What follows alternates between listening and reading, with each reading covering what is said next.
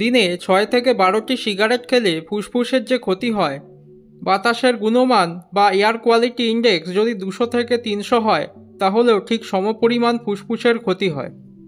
এই air quality index যদি 50-এর মধ্যে থাকে, তাহলে সেটি স্বাস্থ্যের জন্য সবচেয়ে ভালো। আজকের ভিডিওতে ভারতের এমন 3টি শহরের কথা বলবো যেখানে আপনি প্রাণ খুলে শ্বাস নিতে পারবেন। তালিকায় 3 নম্বরে রয়েছে কর্ণাটকের বিজয়পুরা। কর্ণাটকের উত্তর অংশে অবস্থিত ঐতিহাসিক শহর হল বিজয়পুরা, যা কিনা বিখ্যাত হল গোল গুম্বজের জন্য। এখানকার গড় AQI থাকে 45 থেকে 55-এর মধ্যে। শহরটি দূষণমুক্ত হওয়ার কারণগুলো হলো শুষ্ক ও বাতাসপূর্ণ অঞ্চল, ডেকান মালভূমির উঁচু স্থানে হওয়ায় বাতাস প্রবাহ সবসময় সক্রিয় থাকে, দূষণ স্থির হতে পারে না। শহরটি খুব বড় নয়, গাড়ির সংখ্যাও যানজট সীমিত, ভারী শিল্পও নেই।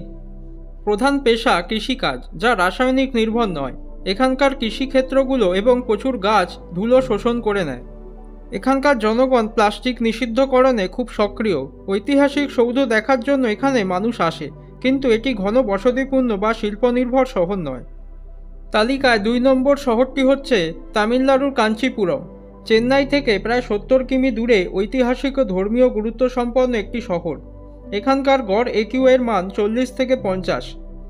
এখানে কোনো ভারী বা দূষণ সৃষ্টিকারী কারখানা নেই। প্রধান শিল্প হল হস্তচালিত সিল্ক, তাঁত, যা পরিবেশ বান্ধব। সমুদ্র থেকে বাতাস আসে, যা দূষণ ছড়িয়ে দেয়। স্থানীয় প্রশাসন নিয়মিতভাবে কঠিন ও তরল বর্জ্য আলাদা করে সংগ্রহ করে। খোলা জায়গায় আবর্জনা পোড়ানো নিষিদ্ধ। পালান নদীর আশেপাশে শহরটা অবস্থিত হওয়ায় এখানে আর্দ্রতা ও সবুজ উভয় বেশি। এখানে যানজট কম, কারণ এটি শিল্প নয়, বরং পর্যটন নির্ভর শহর। শহরটি সিটি অফ 1000 টেম্পলস নামেও পরিচিত। শহরের 60% এলাকা এখনও কৃষি ও গ্রামীণ নির্ভর, যা শহরের বায়ুমান রক্ষা করে। 1 নম্বরে রয়েছে তিরুনেলভেলি, তামিলনাড়ু। তামিলনাড়ুর দক্ষিণ প্রান্তে অবস্থিত একটি পুরনো শহর, তুতিকোরিন ও কন্যাকুমারীর মাঝামাঝি অবস্থিত। এখানকার গড় AQI এর মান থাকে 30 থেকে 40। এখানে বড় ভারী কোনো শিল্প নেই। শহরটির চারপাশে ঘন সবুজ গাছপালা, কৃষিক্ষেত এবং তামিরাপারানি নদী রয়েছে, যা বায়ুপ্রবাহ ঠান্ডা রাখে। দক্ষিণের উপকূলীয় অঞ্চল হওয়ায় সমুদ্রের হাওয়া নিয়মিত আসে এবং দূষিত কণাগুলো উড়িয়ে নিয়ে যায়। শহরটি বড় মহানগর নয়, তাই যানবাহনের ঘনত্ব খুবই কম। সিটি কর্পোরেশন নিয়মিত রাস্তা পরিষ্কার, জলাভূমি রক্ষা এবং খোলা বর্জ্য পোড়ানো বন্ধ রাখে।